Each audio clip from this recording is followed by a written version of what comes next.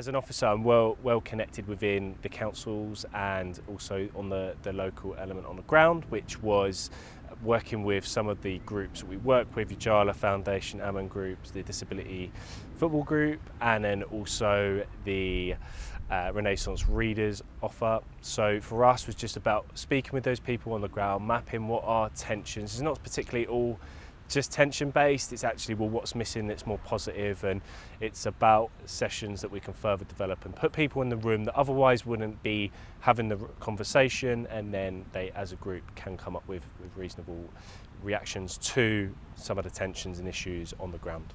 With the Ujala Foundation, what we found that was the particular tension was actually that the Muslim group would not really open up too much. Whilst they had a white British leader who runs the session, apart from that, diversity on the ground wasn't too much, and that was just, I think, a cultural thing where they wouldn't be open to expanding. Whereas the situation was that another group on the building next to it who fell victims of the inflation actually couldn't afford some of the sessions on the ground. So simple, we paired them both together. For us, we got more provision, we put people in the room that otherwise wouldn't have been there. The question should have been, well, actually, why weren't they participating together? The trust between the community, the partners and the council has been, I would say, right at the bottom, and that's due to a number of factors. And I think over time, the community has lost trust in the council, in its services, and I think through this project it's brought them a little bit closer. I think the biggest factor I found was communication, being honest with the community groups, with individuals. As you know, with the council, the situations that's happened in the last few years, I think it's communicating with them, being honest with them, and saying, look, we are trying to assist you, we are trying to support the community groups, and then helping them, in various little things, in their governance, in their risk assessments, in their applying for funding. I think all those things have really, built that relationship, broken down those barriers, because I think the communication was missing, and once you build that relationship with them, that trust naturally organically grows when you're honest with them, and I think that has naturally come, and they relate it to you. This group runs on a Tuesday morning, and we're reaching out to the mental health, loneliness, people that have their first language isn't English. We are able to run English classes, and also when they're coming here, we're able to do sewing, knitting, colouring. When I first came, as a white lady, people weren't quite sure and wondered why I was here. But now, as they've got to know me, and we've come together as a group, they know I'm here to help. They generally know that I'm not here for anything else but for them. So we have become so close as a community group. We are like a family now. It's just, I think, changed, and everyone's talking about this group now. This is a break for us. Yeah. And we just enjoy it. Yeah. All ladies is enjoying also. Yeah. So we try to help each other in here. Yeah. And take a telephone number. If you have, I told them, some ladies, if you have a problem, you call me. I got a car, I can help you. Yeah, she gives lifts to all the ladies. Yeah. We love each other. Yeah. Because we Muslim ladies, we don't like to go mix. It's not easy for many ladies, it's not easy Not because easy. of the language barrier. Yeah. And we're just one big family, that's what we are.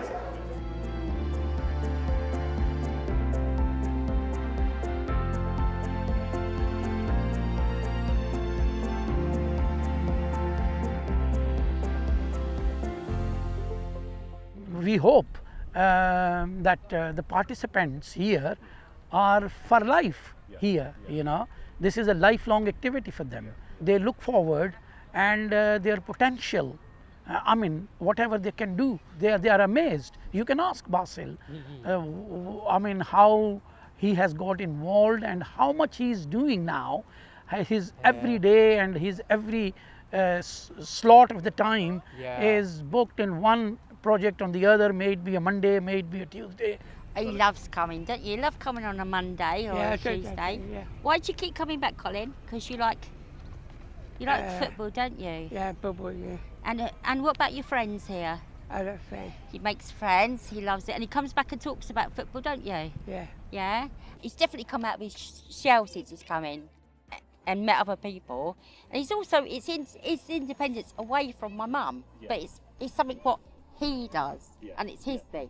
It helped him a lot to mix in with other people because obviously what he was doing before, it wasn't as good as what he's doing now.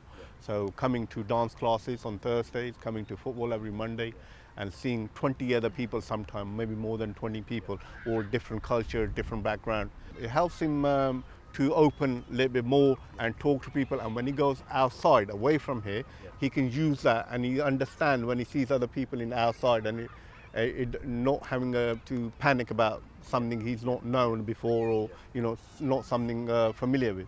And I had people come up from who were taking care of him long time ago, and they met me in the park and they could not believe it was the same person what they saw. How we communicate, how he talks, he can go up to and shake hand and have a nice chat, and it's not, first it wasn't like that.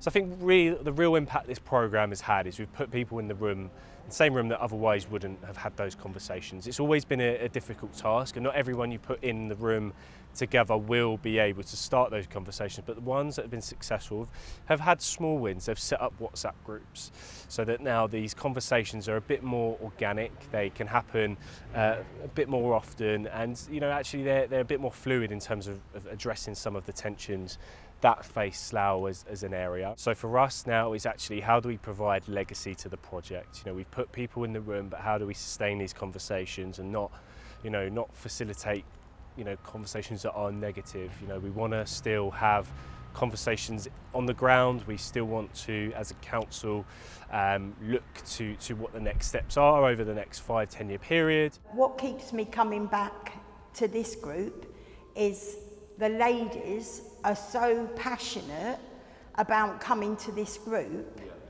and making a difference in the community is a big thing, and so therefore my ladies actually keep me coming back because this group is my baby, and therefore I just want it to grow and reach out to other people in the community just so we can get this help.